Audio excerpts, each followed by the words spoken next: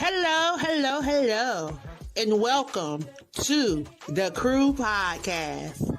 I am the visionary Queen Angela, and welcome to Season 2. I want to thank you for tuning in and for all of your support throughout Season 1. We're back, them Divas of the Airwaves. So thank you for joining us tonight.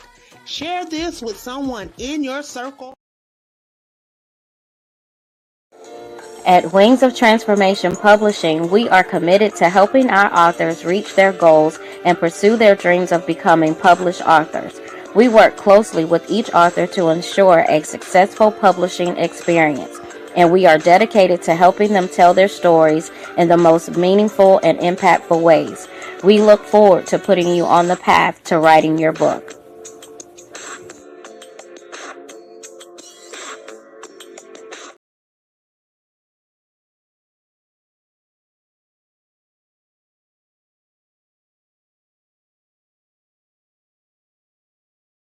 Let's talk about it with your host, Shanette Johnson. Join me every first and third Monday of the month at 8 p.m. Eastern Standard Time and 5 p.m. Pacific Standard Time, and let's talk about it.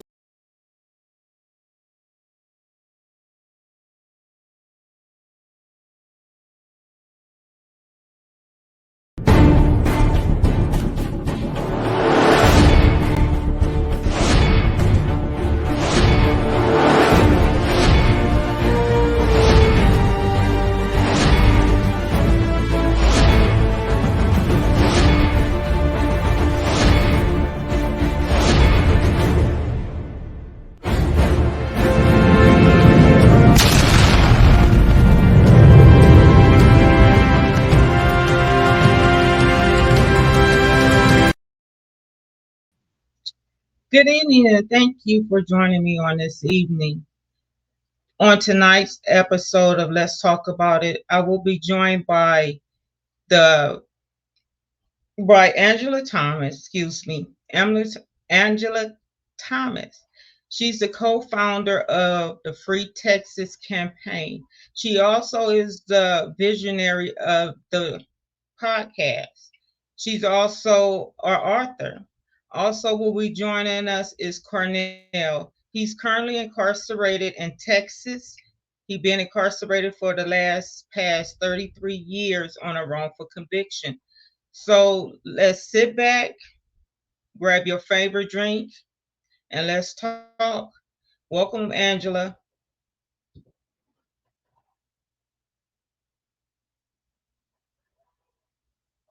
Angela, are you there? He didn't want me to come on. He didn't want me to come on, but yeah, I'm here. It's always something. It's always something. But I tell you, whenever you're about his business, the enemy's Yes. always busy. Yes. Thank you for having me. Again, I thank you You're for welcome. being the host of this show and bringing awareness You're to welcome. injustice that is taking place all over the United States, especially for bringing awareness to what's happening with your husband and allowing me to come on and share what's happening in the great old state of Texas. What's going So on thank you over for there? having me. What's not going on? I tell you, I probably could write about 20 books about what is going on in the state of Texas. Everybody that follow me know that I go hard about the state of Texas. I don't know how I got caught up with the state of Texas, but now I am involved, and I can't let it go because for the likes of me, I can't sit by and see something that needs to be done and not do something about Right, it. And I don't know how the people right, in the state of Texas live with themselves. I don't know how they sleep at night with the things that is taking place. There are so many people that are wrongfully and overly incarcerated in the state of Texas. And then what is taking place within the TDCJ, within these facilities, is unhumane and it's just downright outrageous. But I thank God for the God that I serve. He is yes, amazing, yes, and He is yet unturning things, bringing things to light, And it may not be moving as fast as some of us want it to move, but God's timing is always on time. And sometimes we have to go Always. through some things in order for God to get some things together and to get some things right. Wow. So Exactly. yeah, I am wow. Young lady say her nephew's been incarcerated since he was 14 years old, guilty by Wow. association, and he's 40. He's in his 40s. Yeah, that's a lot. That's a lot of what I've been hearing, especially with the cases that I hear in TDCJ. Um, Parnell is on. Is he He there? has been incarcerated for the last 33 years, wrongfully incarcerated. And he can like tell you a lot of things that have been going on within TDCJ, within the judicial system. There is so much corruption in the state of Texas. It's just insane. Like I don't see for the likes of me.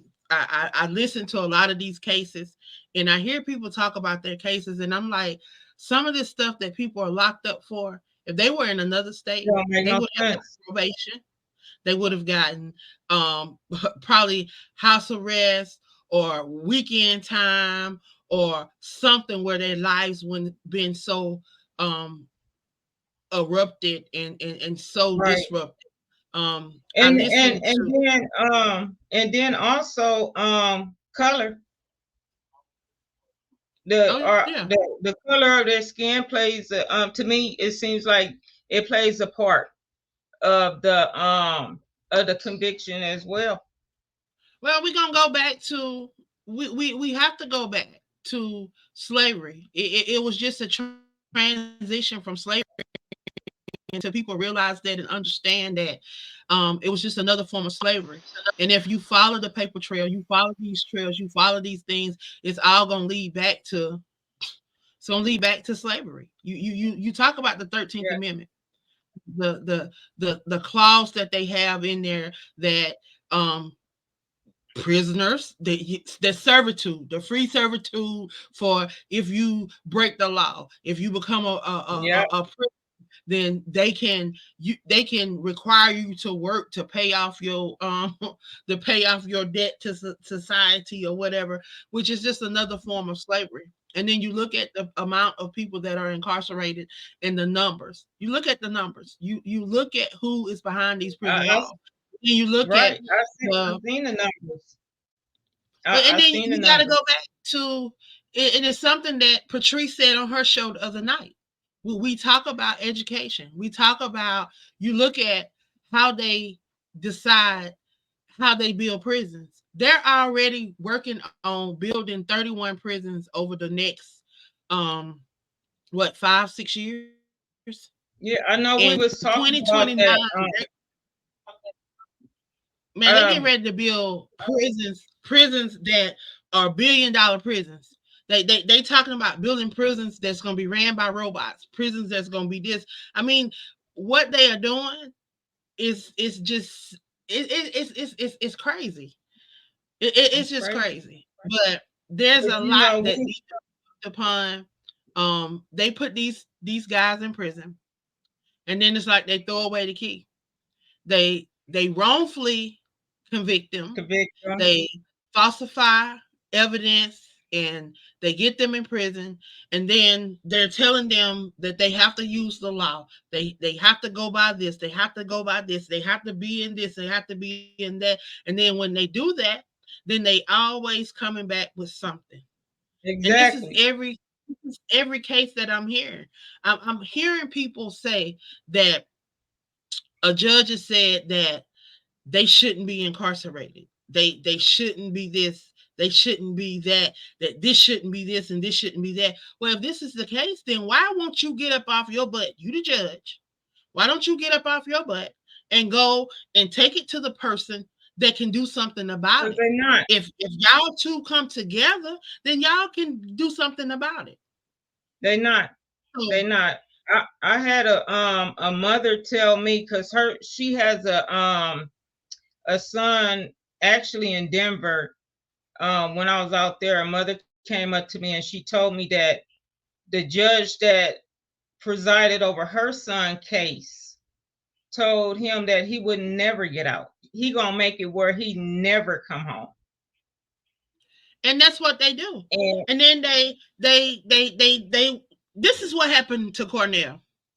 This is what has happened to him.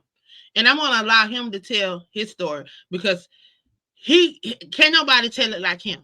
He know it. He's walked it out. He's right. endured it over the last 33 years. As much as I tell it, I can't tell it like him. Cornell, please share your story, introduce yourself, and tell people about your story.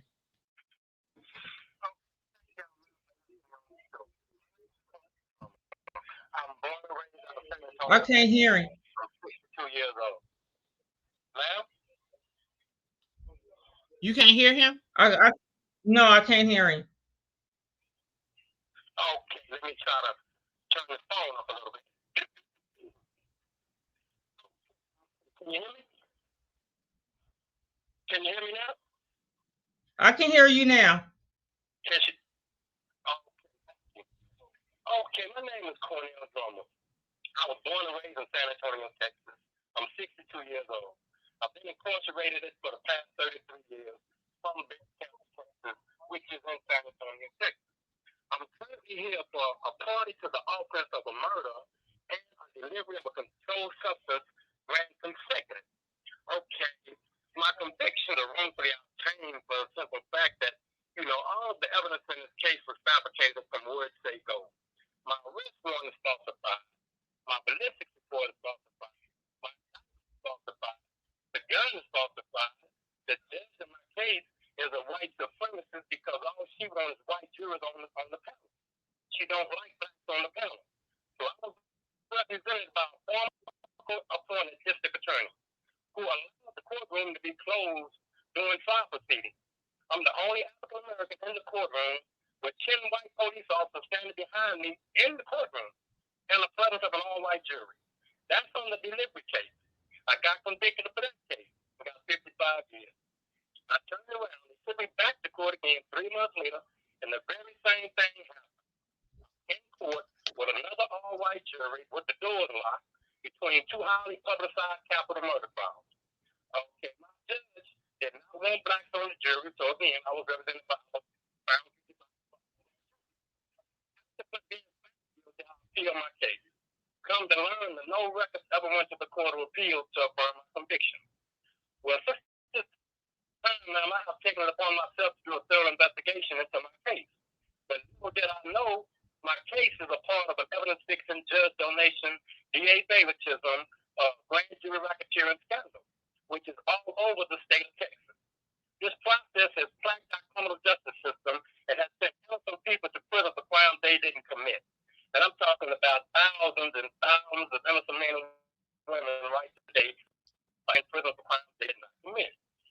Right now, I'm dealing with a situation of a case right now of a guy named Roberto De La Cruz. He was convicted in Houston, Texas now for a crime that he didn't commit. And since this time, man, his family has fought hard, just like our families have fought hard to try to get him exonerated for his case. But here in the state of Texas, our state legislators and our Texas representatives and our Texas governors and them, they do not care anything about justice. All they care about, man, is money. She's absolutely right. This is a slavery state. And because of that, man, there's thousands of us in prison because of the involuntary servitude that being incarcerated is working for free in these prison systems, man, who can't get out. Why? Because here in the state of Texas, we have what you call 1107. And once you raise it one time, you can't file anything else after that, which means that these people are hiding the evidence and they're denying you. So when you do get the evidence, you can't use it no more. So therefore, you have to stay in prison for the rest of your life. The same process is with the juvenile facilities. They did them the same identical way. These kids have to do 40 years flat because they were framed and convicted as juveniles.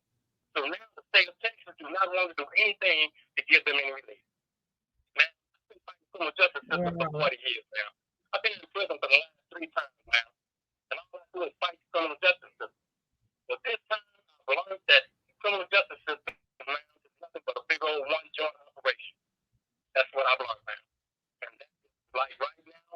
wants for me to get out of prison. A judge says That, that he wants nothing to release them.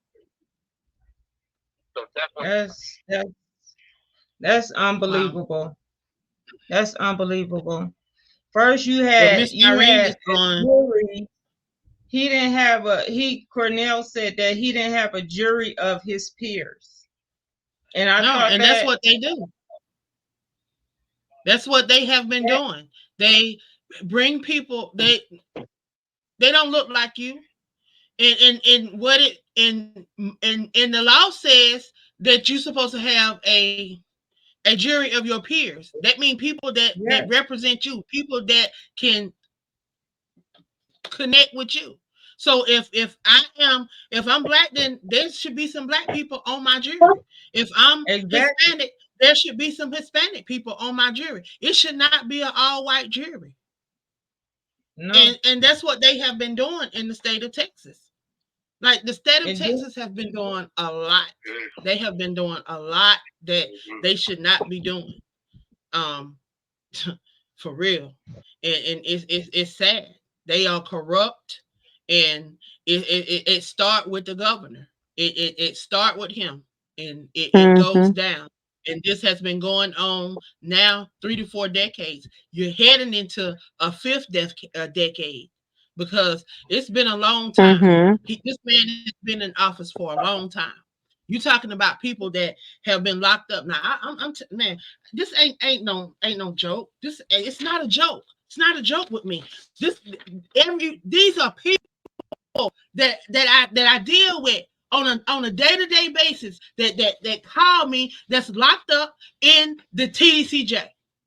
These people call me and tell me about their cases. Every last one of them, if you listen to their story, it's a pattern. It's a pattern of corruption in the state of Texas. They Mhm. fabricated evidence. They've Yep. allowed witnesses to lie.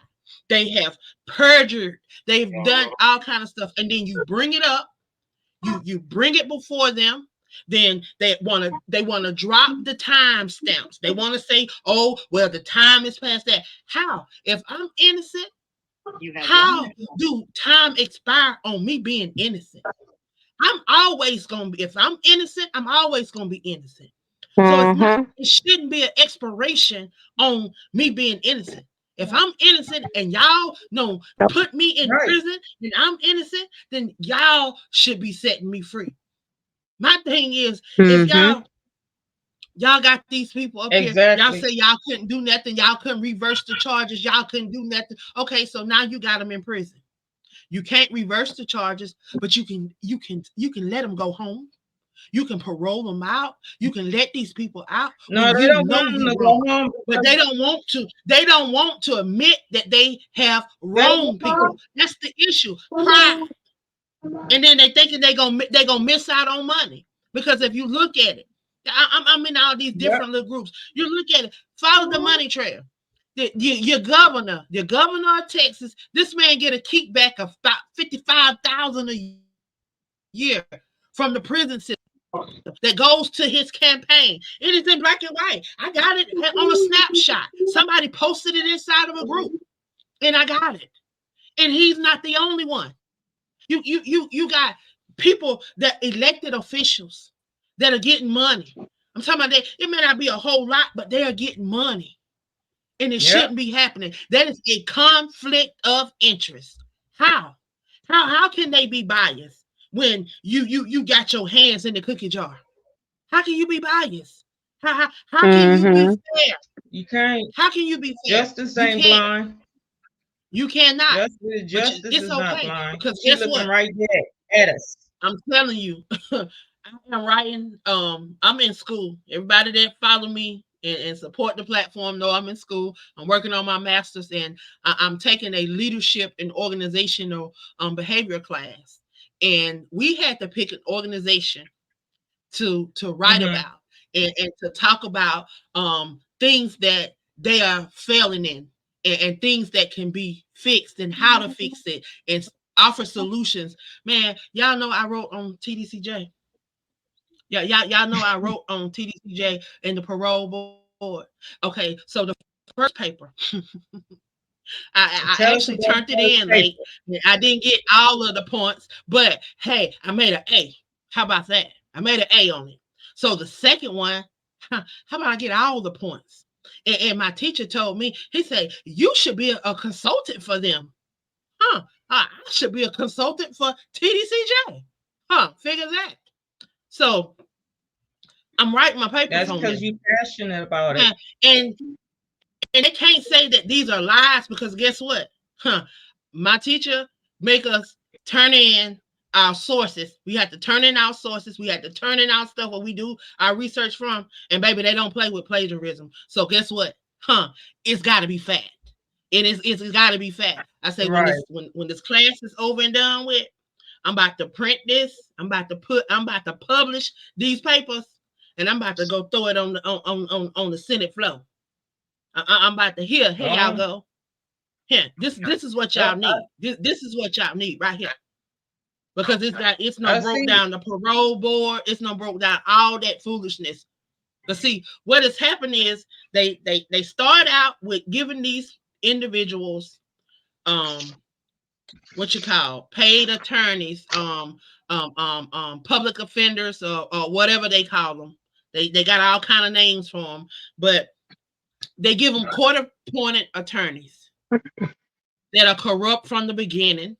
They got something in the pot. Yep. They're That's what corrupt happened to from the my beginning. dad. Yep. So then when they Oh, start off as public defenders, we have Mr.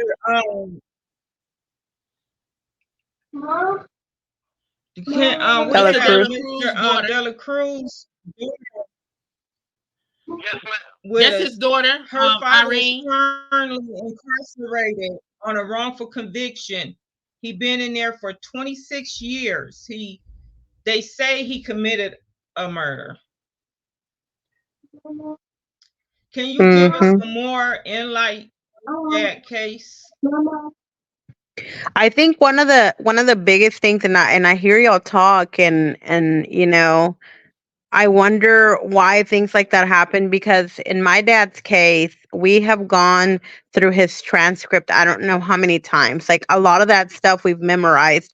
And I just don't understand how you have people that, are in the court system and they can read this and they see that it's lies and it's not adding up, but yet they choose to ignore it or not even want to give them another trial. My dad, he has been there for 26 years, and from the day that they killed this man, my dad has never known this guy. He's always said the same thing: I don't know him, I didn't see him that day. And so what the Baytown Police Department did is they grabbed two informants, which is the same for a lot of these cases. They go pick up these crackheads that have committed crimes, and they get away with them because you know what? They're informants for them. So when they need them, they use them. And this is what happened to my dad. He had two informants, one of them being my ex brother-in-law. And they used them to fabricate a story against my dad. We didn't know about this story until 7 months later. My brother-in-law had signed a statement saying that he was with my father whenever they killed Mr. Jorge Pena. And we didn't find out until 7 months later. And that's because the detectives took a statement from my brother-in-law to my dad, showing him, look here, even your own son-in-law signed a statement saying that you killed this guy. So when we find out about it, we start talking as a family. We start talking to attorneys. And so when they fabricated that case, their story was that my dad had stopped at a little store here in Baytown and shot the guy one time in the face. There was no altercation. My dad basically went up to this guy that he didn't even know and just shot him in the face. And so when that happened, it just conveniently happened that my ex brother-in-law fainted, and the other guy lifted up this man that was probably 260, 270 pounds, put him in my dad's car, and they went and dumped him in a secluded area here in Baytown. That area was secluded. Not a lot of people knew about that area. So if you knew where you were going, you were, you knew what you were doing. So whenever they dumped this guy's body out there, per the police department, they dumped the body and they left. Well, the Baytown Police Department's own medical examiner, their medical examiner, contradicted their own story, saying that whenever this man was murdered, where he was murdered, that's where he was, where they found him, that's where he was murdered. That body was never moved. And another thing that contradicted their story was that this man didn't have one gunshot wound. He had two. They shot him with a 357 Magnum in the face, and then when he was on the floor, he shot him again in the head. So another thing about this case is that whenever this man died, he fell face forward and his hand was in his pocket. So whenever they found the body, his hand was still in his pocket. If this body was moved, why was his hand still in his pocket? So that right there was a lie. They lied Right. about that. And so we've always, reading the transcript and going through everything, the last person that saw him alive was his actual brother in law. His brother in law picked him up from, his home and took him to a store to go buy beer. If I'm not mistaken, the Baytown Police Department looked at the cameras. They never saw him go into a store and buy beer. That was a lie. And so supposedly the guy said, I took him to the store to go get beer, dropped him off at home, and went my way. But this man here, his ex brother-in-law or his brother-in-law, he committed suicide 2 years later on Christmas Day with a 357 gun. Like we think it's the same gun. He committed suicide with the murder weapon. And so we asked to bring that gun here to Houston so that we could get that gun tested, and they wouldn't let us get our own independent person to check the gun. They said they would do it. They checked it and they said that it could be the gun, but they weren't going to say that it was. So here we have a murder weapon because this man committed suicide 2 years later. He shot himself, never said anything. And here we think we have a murder weapon, but no one is helping us. Like, no one is, everything is there, but everyone just kind of looks the other way. Like, I don't know. Like, I know my dad is innocent 100%. They know my dad is innocent. We've had, at the end of my dad's trial, the judge that was standing in even said, I cannot believe y'all found this man guilty based on this witness. Like, that's how bad our witness that they had was. This guy's answers were like, I don't know, I don't remember, I don't know. It was just all lies. And so my brother-in-law actually said that he wanted to, go out and support my dad and tell him that he was forced, because my brother-in-law has always said that the Baytown Police Department forced him to sign that statement saying that my sister was going to get deported. She was going to have her baby in Mexico. And when my brother-in-law wanted to go and talk to the district attorney and let her know, that this is what happened, they didn't want to use him anymore. They didn't care to hear about him. They only used the one witness that said that he was with my dad whenever they killed this man, which is a lie. It's a lie, but no one is listening to us. Did I have a question? When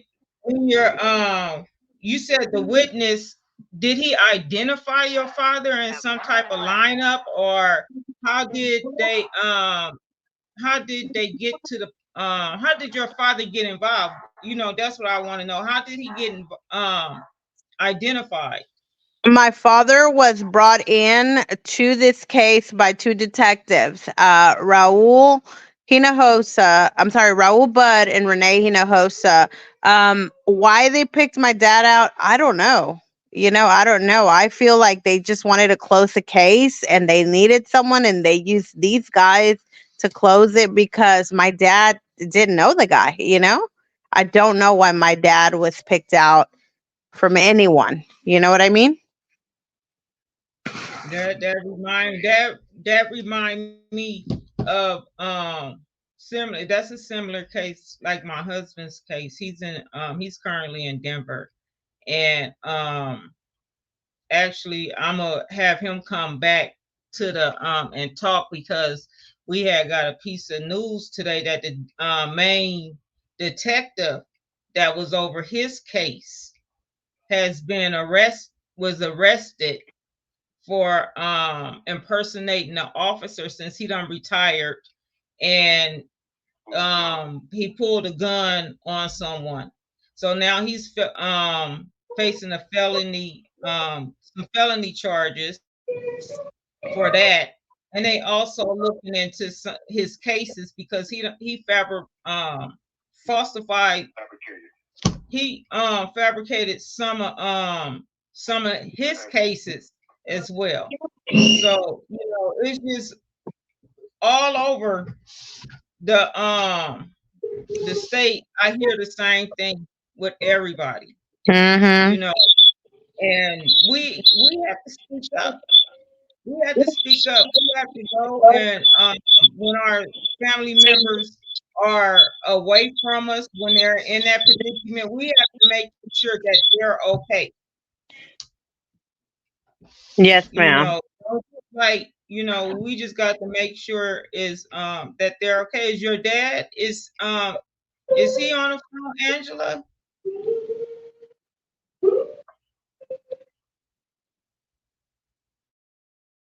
Can you hear me, Angela? Yeah, I think he's calling back now. Yeah, Okay, and he's calling back. they don't see everything that we go through, like the crying, the suffering. My dad hasn't been in our life for over 26 years. He has so many grandkids that he meets them now, but because we take them, but they don't realize the impact that this has had on our family. Like whenever they arrested my dad, the cops were they and it was crazy because they set up like this sting, and we couldn't find my mom, and the whole time they had her like at another area. And my mom is so scared of the cops now because they were choking her, calling her a bitch. Like it's like they set up this whole thing. So these are cops that are doing this to my mom, and so she's so afraid of cops now with that incident that happened to her. And they don't realize like the impact that this has. And I feel like these are things that we see in a movie that we feel like, oh my God, but we're going through it, and people don't understand how hard it is that you're going through it, and that your dad is innocent and we can't do anything because nobody's listening to us, and seeing him cry, and hearing him today like crying, like that just breaks our heart, because we don't know what to do, let him go, Has his like he's appeal innocent. have have he like filed any motions with the courts? How He far have he did. got? He, How far he, have he got? I'm sorry, I can't really hear y'all. How far have he gotten in the like with his motions? How far did he reach the did he reach the Supreme Court level yet? If I'm not mistaken, he has reached the highest court and they have denied everything to the point where, like, if I'm not mistaken, like, there's nothing else we can do for my dad. To the point where, like, Wow. Cornell Wow. want to say something, Shanette, and your dad is standing by him if y'all want him to come on. But Yes, Cornell I want to would. say something. Go ahead, Cornell.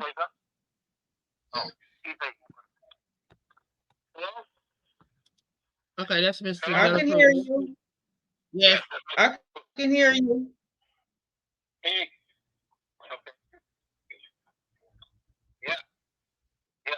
That's Mr. Dela Cruz. yes, that's my dad. Yes, that's Mr. Dela Cruz. Well,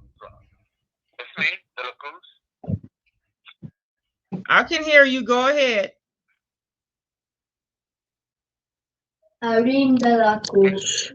Yeah, they want if you wanted to say something. We're talking about your case. So she wanted to bring you on to see if you wanted to say something.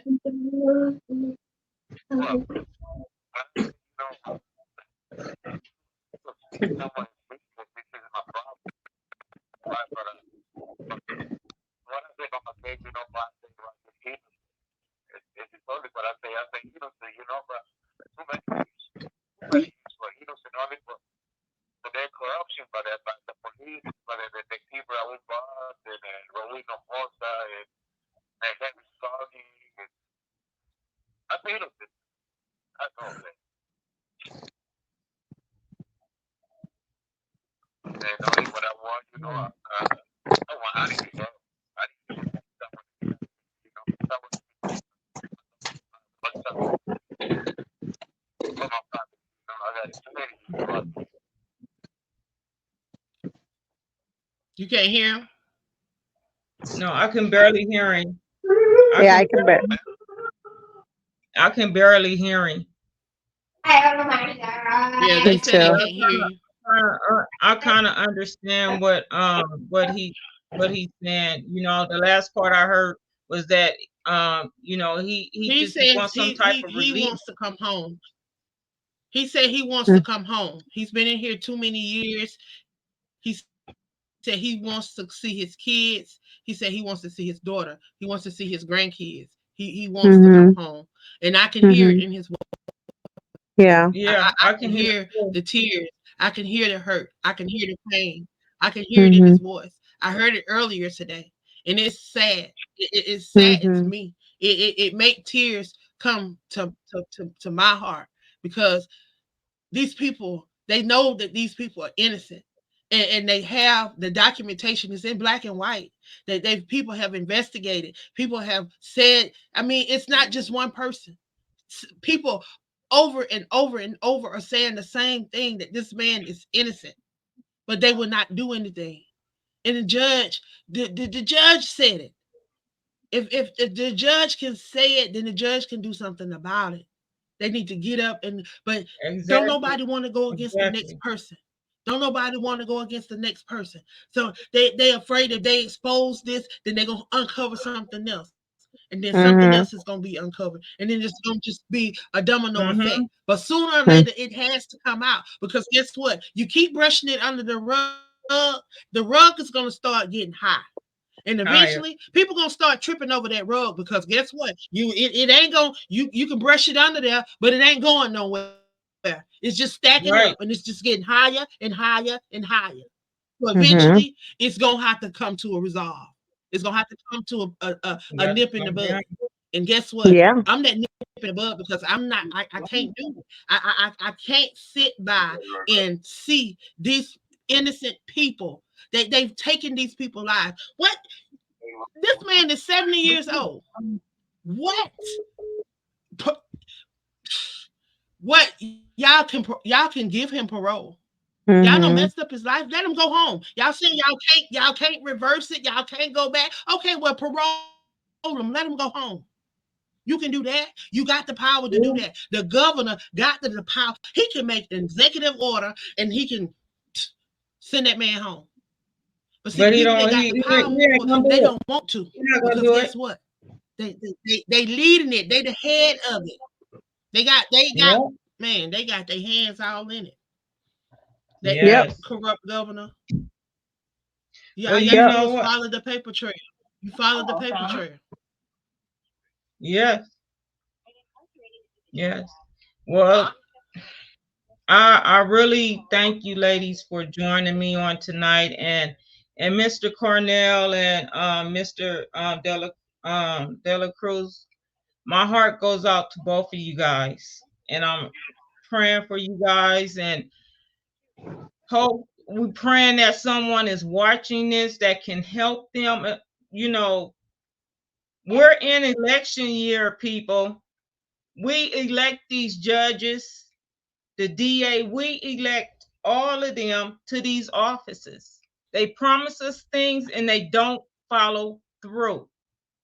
Before you go to the polls to vote, do your research on these people that we're putting in the office, from the president all the way down, because this is going to affect. This going to keep on, and it's going to affect the generation that's coming up. It's going to affect them. You're removing the fathers out of the homes, the mothers out of the homes with these false charges. False Yep. charges. I looked at the Innocent Mass Project. incarceration. That's what it is. Mass incarceration, just another form of Yeah, slavery. I'm not gonna let it go. It's just another form of slavery. These people just found a way that they can do it openly, openly, yeah, and they sit back. They had to come up with something. If they was coming out of slavery, that's if you think about it. When slavery was ended and they was holding on, they didn't want to let go. These people were holding on while they was coming up with these plans. That's why they didn't have they was still people was free and they was still slaves and didn't know they was free. Because guess what? They weren't trying to let you know that you was free because they was trying to figure out how they can devise a plan to keep you in bondage a little yeah, longer. So that's when they was coming up with the welfare. They was coming up with the Section 8. They was coming up with the housing project. They was coming up with all this stuff to devise all of us brown people. yeah. If you and they didn't care what nationality, if you weren't white, they didn't care nothing about you. Right. And you better know the history of these prisons and why these prisons were set up, why they set up prisons, because that's what they was called in the beginning. And then you think about what the purpose of them was for. It was to house runaway slaves. That's what it was for. To house runaway slaves. And then you talk about how they housing these people. They putting these people in warehouses. That's what they're doing. You ask anybody what these prisons look like now. Warehouses. They say we just in a warehouse. Mhm. That's what they're doing. They just putting they just throwing people in there. They not feeding them. They putting them on these steel bunk. They don't even give these people pillows. They don't have pillows. They give you one sheet. They freezing you in the wintertime, burning you up in the summertime. Like these people, you may not even have a life sentence, but they trying to kill you because they're not trying to rehabilitate you. Yep, They're not trying to send you home. yep. And Mm. it's sad They because I do. get phone calls every day, every other day. I'm getting a phone call or e-message from somebody telling me about something that's going on inside of these prisons. I received phone calls last week. Somebody, a G4 killed the G2. This is happening in the prison system. And do we hear about this? Did you know this happened, Miss Irene? Did you You know all know, this was going on? See, a lot of people you didn't even know, know this was going on. I posted it in a group, and somebody said, "Oh no, I didn't know that happened. That happened." Like they was you like, know, "I got somebody in the jail building." People not knowing what's going on. You got uh-huh. people overdosing on drugs, and then they move in the body and keep getting high, and then the people in charge, the officers, see this and do nothing about it. You're supposed to report this, did nothing about Mhm. it. So you Right. don't want to report it, so I'll report it. And every time somebody call me, every time somebody e-message me, honey, I don't got good at writing letters. I'm gonna be a professional letter writer after a while, because I don't got good at writing letters and send them in a bulk email. Everybody, and can't nobody say they didn't know, because I copy everybody. I copy Mhm. everybody. So don't say you didn't. Right. Don't say you didn't know. The warden know. All of them know. So when it hit the fans, can't nobody say they didn't know. I'm telling you, they Exactly. the Exactly. San Antonio Food Bank donated food to the prisoners.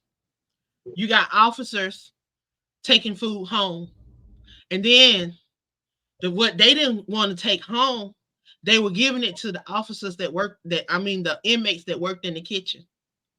And then they was trying to sell it to the other inmates, black market. They was putting it on the black market, causing friction in the prison, instead of providing and maintaining an environment that is safe, and an environment that is calm and peaceful. They causing a hostile environment by keeping these Right. inmates at each other and in competition, and acting like they got nepotism and favoritism going on, because you providing for one set and not providing for the other. That's not fair, and that's causing problems. And then you think about the people that's in there. I interviewed a guy one day. This guy said he was supposed to be doing 4 years, y'all. 4 years. 4 years turned into 50 years. How can you Ooh. send somebody to prison for 4 years and then he get a case for something that he didn't even do? Because a riot broke out somewhere. He was at the facility. They gave everybody at the facility, even if you weren't involved. You got a charge. So now he went from 4 years to 50 years. And then you think about all these people that ain't do nothing, that's innocent. Yeah, I'm telling you, Innocent. out of all these people that's on this list, I can tell you probably about 5 of them actually said that they did their crime. The rest of these people are innocent. The rest of these people have been wrongfully and overly incarcerated. But how Wow. Yeah. do these people sleep at night? Our time is These elected officials run out here and do what they want. They enjoy their families, mhm. and all of these people that are wrongfully and overly incarcerated, they're missing out on milestones. They're missing out on things Yes, that are happening. They're losing loved ones and not getting to say goodbye. It's sad. It's sad it's sad. that the government can do that, Yeah. and there's nothing that we can do about it. Up. Wow. Wow. This has been I really enjoyed our conversation on this evening. Really been an eye opener. What's going on in Texas, and it's just going on everywhere. But everything is fenced to be exposed. Irene, thank you for joining me this evening. And anytime you want to talk, you want to keep your father case out there, you're more than welcome to come back, and we can always talk talk about it. Anything new come up, let us know what's going on. What would you like for the listening audience to do? How can we assist with your dad? Is there a change.org up? I I would like for for everyone to see your story, and from this, God willing, someone will offer advice.